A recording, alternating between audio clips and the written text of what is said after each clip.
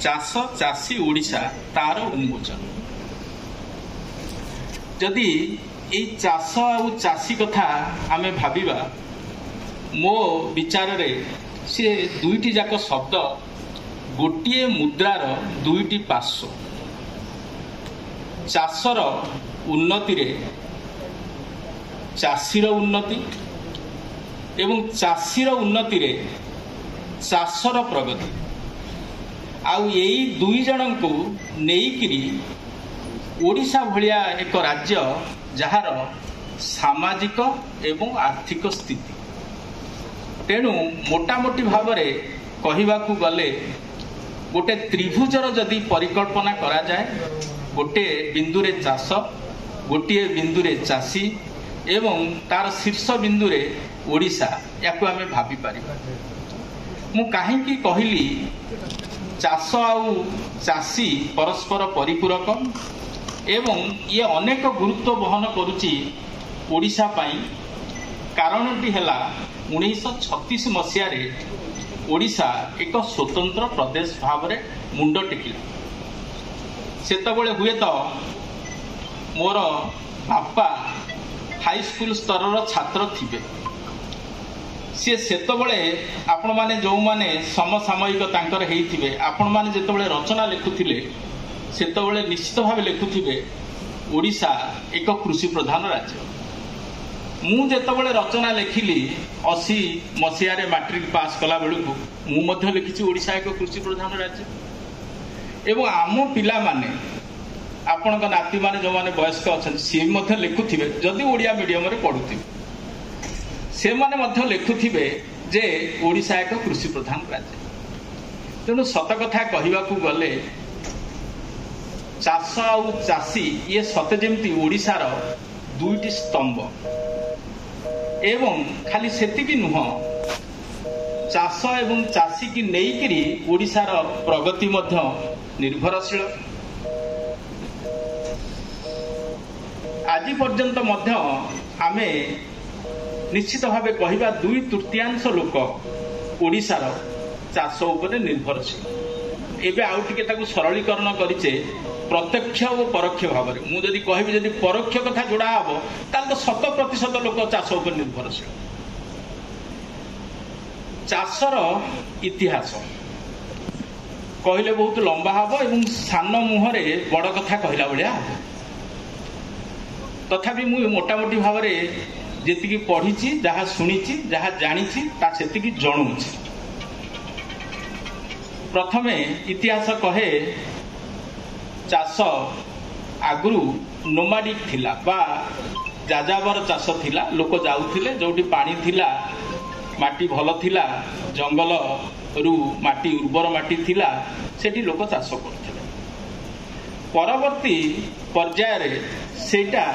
Settled agriculture हैला माने स्थिरता एवं स्थायित्व चाष गोटे निर्दिष्ट जगार बसवास लोक कले एवं चाष कले। तृतीय पर्याय रे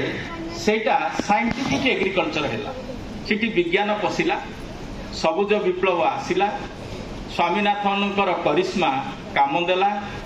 एवं आमे चाष क्षेत्र रे सफलता अर्जन कले। एबे किंतु आमे चतुर्थ कृषि विप्लव मु सबुज विप्लव कहूना चतुर्थ कृषि विप्लव रे आमे उपनीत से हूँ स्मार्ट एग्रीकल्चर। आपण एमतिया ना शुणिबे स्मार्ट एग्रीकल्चर रे आर्टिफिशियल इंटेलिजेंस बा कृत्रिम बुद्धिमतार प्रयोग करा जाउची रोबोटिक्स रो प्रयोग करा जाउची ड्रोन रो व्यवहार करा जाउची एवं फार्म मेकानाइजेशन ठारू आरंभ करी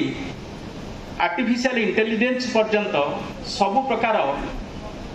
ज्ञान कौशल को सिथरे प्रयोग करा जाउची। तेणु मोटामोटी भावे चाष यही चारिटा सोपान दे आज स्मार्ट एग्रीकल्चर रे पहुंची भाया सेटल्ड एंड साइंटिफिक एग्रीकल्चर। खाली जे चाषर रूपांतरीकरण होईची से कथा नुह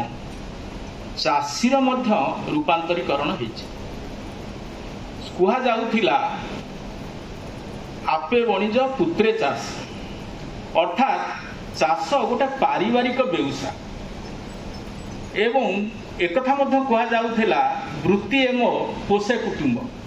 सेटा मत गोटे कौलिक वृत्ति थिला मु चाषी कूल जन्म मो सेटा बड़ कथा एवं गर्वर कथा किंतु परवर्ती पीढ़ी रे देखागला जे चाषी एकुटिया हो गला पुत्र आउ चाषी सांगे आसिला नाही एवं चाषी एकुटिया हैला परे चाष निश्चित भाव संकट भीतर दे गति कर संकट दुई प्रकार गोटे है चाष को संभाळिबा द्वितीयटी है पुओ को संभाळिबा एवं ता पर अवस्था जो व्यक्ति विशेष कैंद्रिक चाष वर्तमान आउ गोटे रूपांतरीकरण भितर को प्रवेश करिछि सेटा है गोष्ठी चाष भौणी आसिले पुरस्कार नेले संवर्धित हेले परिचय रखिले farmers producer group farmers producer organisation farmers producer company self help group तेणु आज चाषीर परिचय है गोष्ठी आउ व्यक्ति चाष बा व्यक्ति चाषी चाष सीमित नहीं चाषर उन्नति घटी एवं मु जेहेतु परिसंख्यान को उद्धृत करी कहिबी आपण माने मध्य मते काटी परिबे नाही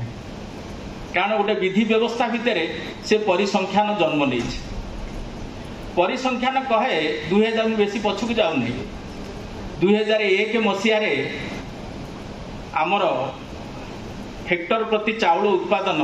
10.41 क्विंटाल थिला आजिर समय रे ताहा 27.30 क्विंटाल मु चाउल कथा कहूँ धान कथा कहूँ सेठी पहुँची उन्नति कौन करना कि वर्षक तले ओडिशार खाद्य शस्य उत्पादन 136.39 लक्ष टन इटा हूँ आमर रेकर्ड प्रोडक्शन खाली एति नुह यही 20 वर्ष भितर पनीपरिबा 3 गुण वृद्धि पाई खाली मु परिमाण कहूना तार परिचय वृद्धि पाउछ आम पिला माने हुए तो आउ कहिबे नाही जे टमाटो गोटे शीतदिनिया फसल कोबी गोटे शीतदिनिया फसल बंधाकोबी गोटे फूलकोबी बंधाकोबी शीतदिनिया फसल ताधरे मध्य चाष एक वैप्लविक परिवर्तन आसी कौन सी पिला यही समय कही पारिबे नहीं जे बंधाकोबी हो फूलकोबी हो गंठीकोबी हो टमाटर हो ये है शीतदिनिया फसल ये सबुदिनिया फसल खाली सेतिक नुह जोड़ा कमर्शियल क्रॉप जमती कपा है से कपारे 9 गुण उत्पादन वृद्धि ओडिशा मु परिसंख्यान कहूँ आपण मान आगे परिसंख्यान कहवाटा मु कहीं उचित भावी पारु नहीं बरं आम पर्यवेक्षण कहवाटा ठीक है ऑब्जर्वेशंस गाँव आसी गाँव में पिलादिने खेला बेले जो लुचकाड़ी खेलु शीत दिने धान अमल पर जो धान गदा होता है ता पछपटे खेलु गाँव सबुठू जे बड़ चाषी तांको गदाटा बड़ एवं ताकू खेलिबापई तांको खला मध्य बड़ एवं तांकू खेलिबापई आमको गोटे प्रशस्त भूमि मिले एवं बड़रू सान अनेक धान गदा आम देखीचु आजिकली लोक गाँ छाड़ी खाली गाँ छाड़ी ना चाष छाड़ी चाष छाड़िला परे जो मुष्टिमेय केते जन चाष को जाबुड़ी धरी विभिन्न प्रकार परिवेश परिस्थिति रे पड़िकी ताकर जदि 4 पुओ मु देखुची से 4 भाईंकर जदि 4टी धान गदा होती बापा धान गदा मोर मन अच्छे ताठारु सबु भाईंकर धान गदा बड़ सतना मिछ इंडिविजुअली प्रत्येक भाईंकर धान गदा तांकर मूल धान गदा ठारु आज बड़ मु याकु पर्यवेक्षण आकार रे कहूँ द्वितीय कथा कोस्टाल बा उपकूल अंचल पिला बन्या बात्या आमर चिरसाथी 1971 मोर जन्म 1964 मसीहा 1971 बेले 6-7 वर्षर पिला हेले मध्य मोर 71 बात्यारू 99 बात्या पर्यंत अनुभूति अच्छी किछि किछि मने अच्छी से समय रिलीफ चाउल आज टंकिकिया चाउल आकाश पाताल प्रभेद से चाउल कौठू आसुला आज ये चाउल कौठू आसुची तेणु निश्चित भाव आम कहवा जे कृषि प्रगति करिछि किंतु कोठना कोठी मन भितर अभाव रही से कथा मु स्वीकार करुछि आज सकाळे गोटे आर्टिकल प्रमेय पढ़ी चाष जमी कमुची चाषी मुह चाषरु दूरे जाउछि एवं ताहा मध्य तथ्य भित्तिक थिला सितरे लिखित अछि 70-71 रे मुंड पिछा जमी परिमाण 1.9 हेक्टर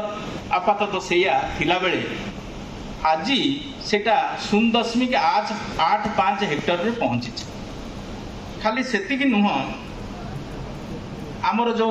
चिर सहचर जहाँ को आम कहूचे प्राकृतिक दुर्विपाक सी यथेष्ट बढ़ी आम तो पिलादिने देखुलु कौ वर्ष काँ भा बन्या हेले ता पर वर्ष बात्या हम आउ वर्षे मरुड़ी हम एबे तो सबुजाक गोटाए वर्ष गोटाए पर गोटाए हो आग बन्या होगला कि आग गोटे कौन बात्या होगला तापर मरुड़ी होगला तापर बन्या होगला से जगार अन्य वर्ष कथा छाड़ती खाली सेतिकी नुह आउ दीटा नुआ आड से स्टॉक रे गोटाए आड सनस्ट्रोक बा हिट स्ट्रोक तार प्रथम शिकारी चाषी आउटा हूँ वज्रपात घड़घड़ी